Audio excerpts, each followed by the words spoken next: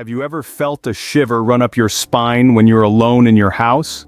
Picture this, a quiet, suburban neighborhood nestled right in the heart of America, where white picket fences and well-manicured lawns are as common as apple pie.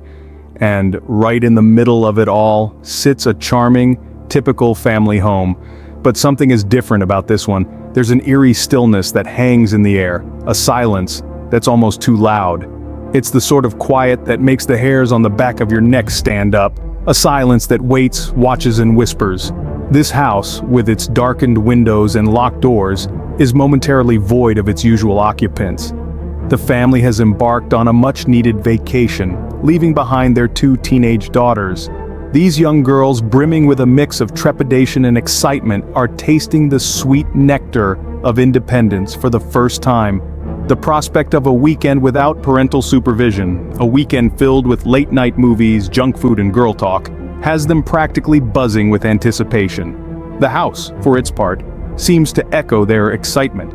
It's as if the walls themselves are whispering secrets in hushed, excited tones. Every creak of the floorboards, every gust of wind that rattles the window panes seems to hold a promise of adventure. However, unbeknownst to the girls, these whispers hold something far more sinister, a chilling secret that the house has kept hidden within its depths. The girls, with their youthful exuberance and naivety, are blissfully unaware of what the weekend has in store for them. They don't see the subtle signs, the slight shifts in the house's atmosphere. They can't sense the undercurrent of unease that's slowly beginning to seep into the house's very bones.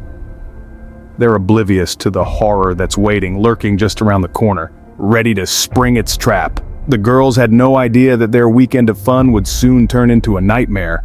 Do you believe in the unseen? In the vastness of the house, the girls found themselves in an orchestra of oddities. The once familiar corners of the house began to echo with strange noises like whispers of an invisible presence. Tapping sounds as if from invisible fingers drummed on the window panes. A chilling draft would sweep through the rooms, rustling the curtains even on the stillest of nights. Every creak of the floorboards, every sigh of the wind seemed to carry a secret. The old grandfather clock, silent for years, would chime at the stroke of midnight, its mournful toll echoing through the eerie silence. And then there were the objects. Items would relocate themselves, shifting from their original places. A book would fall off a shelf, a chair would rock back and forth on its own, a doll would appear in a room where it was never left. The girls would find their belongings in places they didn't remember placing them. They tried to dismiss these occurrences as figments of their overactive imagination, a side effect of the stories they'd told each other. They laughed it off, attributing the noises to the wind, the moving objects to forgetfulness. But deep down, a seed of fear was beginning to sprout. Every time a shadow flickered at the corner of their eyes, every time they felt the hair on the back of their neck stand up, they were reminded of the chilling possibility. Were they really alone? As the days turned into nights, the unsettling incidents escalated. The sense of being watched grew stronger. The air became heavier. They could feel a pair of unseen eyes following their every move, hear a silent breath in the quietest of moments. Despite their bravado, a gnawing fear started to creep into their hearts. They could no longer deny the cold truth that was slowly dawning on them. The laughter died down, the whispers grew quieter, and the house seemed to grow larger and darker. They were not alone in the house, something was lurking in the shadows. What would you do if you discovered your worst fear was real? The girls had always been brave, their hearts filled with courage. But as the haunting escalated, even their daring spirits began to waver.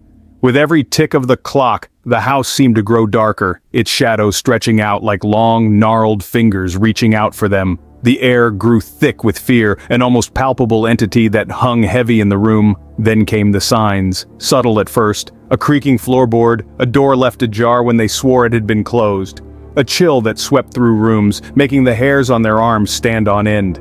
The house was alive, it seemed, and it was watching them. As the storm raged on outside, the girls found themselves trapped. The rain hammered against the windows, the wind howled like a beast in the night, and the thunder boomed overhead. Escape was impossible. They were prisoners in their own home. Then came a discovery that sent a shiver down their spines. On the bathroom mirror, a message was scrawled. Not with ink or lipstick, but with a finger, as if someone or something had written it from the other side. The words were simple, yet chilling. You're not alone." The girls stood frozen, their eyes wide with terror. The words seemed to echo in the silence, a haunting reminder of the unseen presence that lurked in the house. Their hearts pounded in their chests, their breaths came in quick, shallow gasps. What could they do? They were mere girls, alone and afraid. Their minds whirled with thoughts of what could be lurking in the shadows. Every creak, every whisper of the wind, every flicker of a shadow made them jump. The house, once their safe haven, had become their prison. The girls were trapped, with no way out. Can you solve a mystery when your life depends on it? That is the question that our brave girls found themselves facing. Their once safe haven had become a chilling nightmare, and they had to confront their fears head-on. Choosing courage over fear, they decided to investigate the strange occurrences that had turned their home into a house of horrors.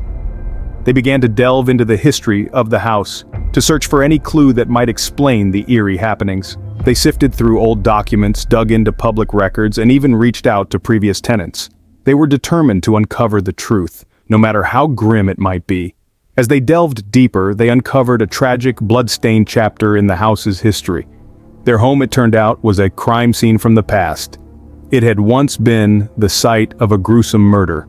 An unspeakable act of violence had taken place within these very walls, a horror that had somehow slipped through the cracks of time and remained forgotten until now. The details were ghastly. The victims were a young couple, brutally murdered in the prime of their lives. Their dreams, their hopes, their future, all violently snuffed out. The perpetrator was never found, leaving the case cold and the spirits restless. It was a tale steeped in sorrow and dread, a tale that had been waiting to be told. The revelation sent shivers down their spines. They realized they were not alone, not really. They shared their home with the echoes of a dark past, with the lingering remnants of a crime that had never seen justice. Their home was a silent witness to the horrors of the past, its walls steeped in a history of violence and despair. The girls were terrified, but they were also resolute. They knew they had to face the truth, no matter how disturbing. They had to confront their fears, to unravel the mystery that had wrapped their home in a shroud of terror. They were living in a house with a dark past. Would you have the courage to face your fears? As the ghostly presence in the house reaches its zenith, the girls find themselves in a terrifying showdown with the spectral entity. It's no longer a matter of strange noises or fleeting shadows. The horror they're facing is real, tangible, and right before their very eyes. The house, once a haven of warmth and safety, has turned into a nightmarish maze. Every creak of the floorboards, every gust of wind, every flicker of the candlelight stirs up a new wave of dread that sends shivers down their spines. But amidst the fear and the chaos, there's a spark of resilience. These girls are not going to surrender to this horror without a fight. As the haunting reaches its climax, the girls band together, their shared terror now a bond of courage. They confront the ghost, their voices trembling but filled with determination. The confrontation is a whirlwind of fear, adrenaline, and a desperate hope for survival. It's a night that pushes them to the brink, a night that tests their mettle and their willpower. And then, as the first light of dawn pierces the gloomy darkness, the storm outside the house begins to ebb. The haunting sounds fade into a dreadful silence, the ghostly presence seemingly banished by the morning light. The girls, exhausted but unbroken, have managed to survive the night. They survived the night, but they would never forget the horror they experienced. As they step out of the house, the sunlight feels like a balm, a stark contrast to the chilling terror of the night. They leave behind the haunted house, but the memories of that night would forever linger in their minds. This tale is a chilling reminder of the unseen horrors that could be lurking in the most ordinary places. No matter how safe you may feel, always remember, you're never truly alone.